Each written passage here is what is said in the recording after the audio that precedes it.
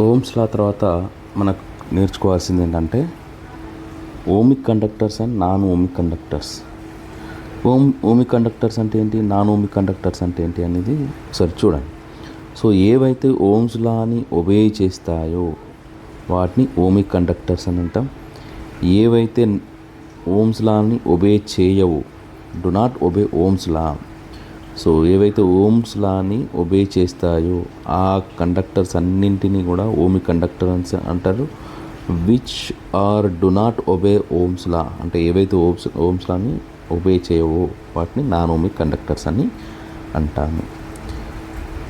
So ఇక్కడ ohmic కండక్టర్స్లో తీసుకుంటే కనుక ఇవి సేమ్ ఓమ్స్ లాని ఫాలో అవుతాయి. కాబట్టి మనం వోల్టేజ్కి కరెంట్కి మనం గ్రాఫ్ గీస్తే కనుక ఇది ఒక స్ట్రెయిట్ లైన్ అనేది వస్తుంది ఇలా.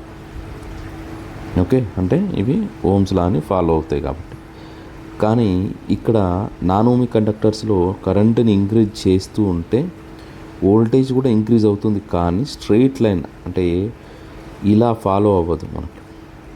So do not obey Ohm's law కాబట్టి ఇలా అవుతుంది, కర్వ్డ్ లైన్ అనేది మనకు వస్తుంది. మరి వీటికి ఓమిక్ కండక్టర్స్కి మనం ఎగ్జాంపుల్ చూసుకుంటే కనుక కాపర్ వైర్ అనేది, తర్వాత సిల్వర్ కానీ, తర్వాత అల్యూమినియం కానీ, సో ఇవన్నీ కూడా ఓమిక్ కండక్టర్స్కి మనం ఎగ్జాంపుల్గా తీసుకోవచ్చు. అదే నాన్ ఓమిక్ కండక్టర్స్కి తీసుకుంటే కనుక డయోడ్ కానీ, సో ఫిలమెంట్ కానీ, థర్మిస్టర్స్ కానీ, ట్రాన్సిస్టర్స్ కానీ, మెయిన్గా డయోడ్ అండ్ ట్రాన్సిస్టర్స్, థర్మిస్టర్స్ ఇవి నాన్ ఓమిక్ కండక్టర్స్కి best examples. Very very important. ఈ క్వశ్చన్ అడుగుతాడు, ఎగ్జాంపుల్స్ పైన మెయిన్గా ఫోకస్ చేస్తారు. సో ఈ ఎగ్జాంపుల్స్ బాగా గుర్తుపెట్టుకోండి. ఏవైతే ఓమ్స్ లాని ఫాలో అవుతాయి ఓమిక్ కండక్టర్స్, ఏవైతే ఓమ్స్ లాని ఫాలో అవ్వే అవి నాన్ ఓమిక్ కండక్టర్. తర్వాత లీనియర్ లైన్ అనేది మనకు ఓమిక్ కండక్టర్స్లో వస్తుంది, కర్వ్డ్ లైన్ అనేది మనకి నాన్ ఓమిక్ కండక్టర్స్లో వస్తుంది.